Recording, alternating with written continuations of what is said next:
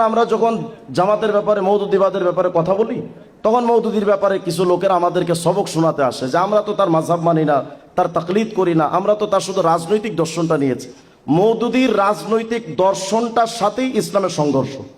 ওলামায়ে দেওবন্দের সাথে প্রথম যে যুদ্ধটা মওদুদির, তার মধ্যে অন্যতম হলো মওদুদির রাজনৈতিক দর্শনের সাথে ওলামায়ে দেওবন্দ এবং ইসলামের কোনো সম্পর্ক নাই।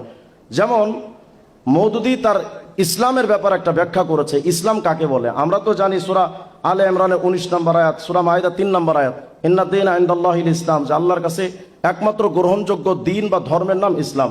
আল ইয়াউমা আকমালতু লাকুম দীনাকুম ওয়া আতমামতু আলাইকুম নি'মাতি ওয়া রাদিতু লাকুমুল ইসলাম দীনা। ইসলামটাকে ধর্ম বলা হয়েছে কোরআনে কারীমের মধ্যে, কিন্তু মওদুদি তার তাফহিমাতের 1 নম্বর খণ্ডের 74 নম্বর পৃষ্ঠায় বলছে, लेकिन हकीकत यह है कि इस्लाम किसी मजहब का और मुसलमान किसी कौम का नाम नहीं है, বলকে দরअसल এক ইনকলাবি নজরিয়া মাসলাক হে। মানে ইসলাম এটা কোনো ধর্মের নাম নয় এবং এই মুসলিম সভ্যতা এটা কোনো ধর্মীয় জনগোষ্ঠীর নাম না, বরং এটা একটা বৈপ্লবিক চিন্তা চেতনা।